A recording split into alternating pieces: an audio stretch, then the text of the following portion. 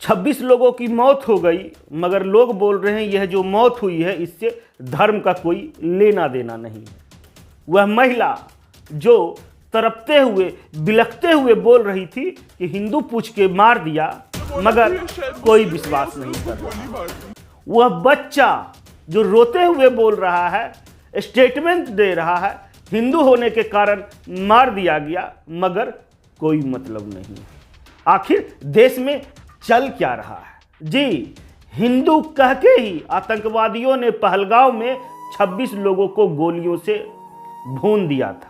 जी, मगर देश में राजनीति हो रही है और हमारा देश दो धड़े में बटा हुआ है।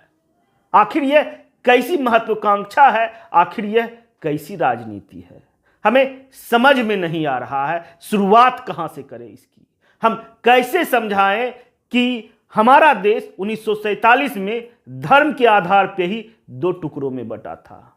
पाकिस्तान में भी हिंदू थे, मगर आज बताओ पाकिस्तान में कितने % हिंदू बचे हैं और आज हिंदुस्तान में कितने मुसलमान बचे हैं? आज हिंदुओं के बाद अगर किसी धर्म की आबादी है तो वह मुसलमान है। मुसलमान हमारे देश में, पूरे दुनिया में सबसे ज़्यादा सुरक्षित है। आज बांग्लादेश में हिंदुओं के साथ कत्लेआम हुआ, हिंदुओं के साथ नरसंहार हुआ। क्यों हुआ? क्योंकि वह हिंदू थे। धर्म बोलकर कट्टरपंथियों ने, मुसलमानों ने उनके घर जला दिए और उन्हें घर से बेघर होना पड़ा। हम दूसरे देशों की क्या बात करें, हम बात अपने बंगाल में मुर्शिदाबाद में क्या हुआ था। वह विरोध में लोग सड़क पे उतरे हुए थे, मगर किनके घरों को निशाना बनाया गया? किन लोगों को घर में घुस के मारा गया? जिनके घर जलाए गए वह हिंदू थे और जिनको जान से मारा गया वह भी हिंदू थे। इसीलिए हिंदू अपने ही देश में मुर्शिदाबाद से पलायन कर रहे थे। कुछ साल पहले चल जाते हम कैराना में, यूपी के कैराना, वहां से भी हिंदू पलायन कर रहे थे। क्यों? क्योंकि वहां पर एक विशेष समुदाय की आबादी ज्यादा थी। इसीलिए हिंदू को अपना घर छोड़कर, कैराना छोड़कर दूसरे जगह जाने को मजबूर होना पड़ा। हर जगह कारण बस एक है। आखिर किसके कारण से हिंदुओं को बार बार अपना घर बदलना पड़ता है, अपना जन्मभूमि छोड़ना पड़ता है? और अगर पीछे जाते हैं तो हम बात करते हैं कश्मीर के ही। ब्राह्मणों के साथ क्या हुआ था?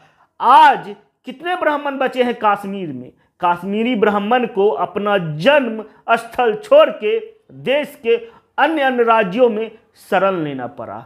और कितने कहानियां हैं, कहानियां किससे अनेकों हो जाएंगी, मगर जिनको विश्वास नहीं करना है वह विश्वास नहीं करेंगे। जिनको राजनीति करना है वह सिर्फ राजनीतिक रोटी ही सेकें। जी साहब, पहलगांव में आतंकवादियों ने सिर्फ इसलिए मार दिया क्योंकि वह हिंदू थे। कलमा पढ़ने के लिए बोला गया। खान सर ने भी बोल दिया। कलमा पढ़ने के लिए कौन बोलता है? ओवैसी साहब भी बोल रहे हैं। धर्म बोलकर ठोका गया है हिंदुओं को, मगर कुछ लोगों के पेट में दर्द है और मरोरे उत्पन्न हो रहे हैं। आखिर क्यों? यह देखिए, पुराना फुटेज हम आपके सामने पेश कर रही है। आतंकी का जनाजा है। यह 2017 का फुटेज है। एक आतंकी के जनाजे, जो कि कश्मीर का आतंकी है, उसके जनाजे में इतने मुसलमान कहां से आए? यह कौन लोग हैं जो आतंकी के जनाजे में हजारों की भीड़ आ जाती है? क्यों? आतंकी से कैसा मोह, आतंकी से कैसा प्रेम? उनके जनाजे में इतने लोग आ जाते हैं और आप बोलते हम प्रश्न भी ना करें। सदियों से हिंदुओं का खून बहा है और आप बोलते हैं प्रश्न भी ना करें। मरे भी हम और इंसाफ भी मांगे। जब इंसाफ मांगते हैं, मतलब कि किसी चीज का अगर आपको बीमारी है, बीमार अगर आप हैं, डॉक्टर के पास जाते हैं तो आप बताते हैं कि हमें क्या बीमारी है। अगर आप बीमारी छुपाइएगा, बीमारी से खुलकर लड़िएगा नहीं, तो डॉक्टर इलाज कैसे करेगा? बस वही आपको करना है।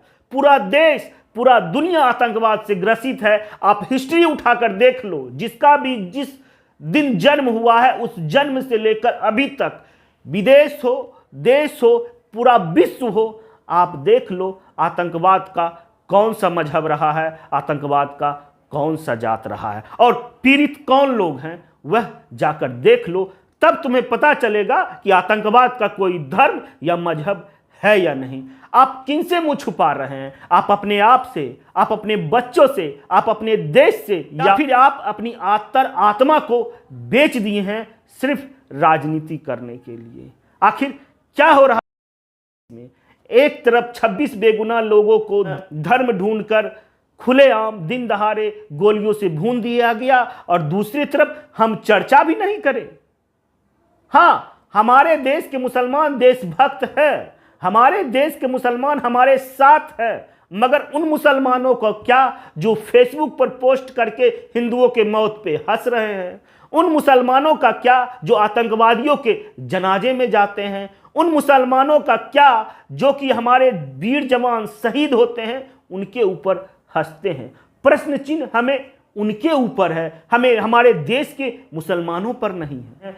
प्रश्न चिन्ह मुझे उन लोगों से है जो कि 26 लोगों की मौत हो गई, उनके फुटेज पर लोग हंसी और ठहाका ले रहे हैं। हमें दिक्कत उन लोगों से है और जम्मू कश्मीर में भी हमें उन लोगों से दिक्कत है जो हिंदुओं से हमें उन लोगों से दिक्कत है जो आतंकियों के जनाजे में जाते हैं, मगर राजनीति करने वाले राजनीति की रोटियां सेक रहे हैं और आप भी उनके साथ कंधे से कंधा मिला रहे हैं। जी, फेलियर है, हम मानते हैं कि फेलियर है, सरकार इसमें फेल हुआ है पूरी तरह से, क्योंकि वहां जो लोग गए थे वह गवर्नमेंट की जिम्मेदारी थी। सबको पता है कि Jammu and Kashmir sensitive zone है। जब वहां पर 2000 से ज़्यादा लोग आ रहे थे तो वहां पुलिस का रहना जरूरी था, हमारे सैनिक का रहना जरूरी था। आखिर इंटेलिजेंस फेलियर क्यों हुआ? आखिर क्यों नहीं लोगों को पता चला? पुलिस वालों को क्यों नहीं पता चला? हमारे सैनिकों को क्यों नहीं पता चला कि वहां पे पहलगाम में टूरिस्ट आ रहे हैं? प्रश्न चिन्ह सरकार पे है, जवाबदेही सरकार की बनती है, मगर इन सबों के बीच में सत्य यह भी है, अगर वह हिंदू नहीं होता तो वहां पे कत्लेआम भी नहीं होता। हर हिंदू का यह दर्द है, चाहे आप किसी भी पार्टी से हो, किसी भी धर्म से हो, कुछ भी हो, अगर आप हिंदू हो, अगर आप उस दिन वहां पर रहते तो आपका भी नंबर आ सकता था। आप लोगों का क्या कुछ कहना है? अब इस मेरी बातों में सच्चाई है या फिर आपको राजनीतिक छलक रही है? आप लोग कमेंट करके जरूर अपनी राय दें। यह वीडियो अगर फेसबुक पर देख रहे हैं तो हमारे चैनल को फॉलो कर लीजिए, यूट्यूब पर देख रहे हैं तो सब्सक्राइब करना ना भूलें। जय हिंद, जय बिहार।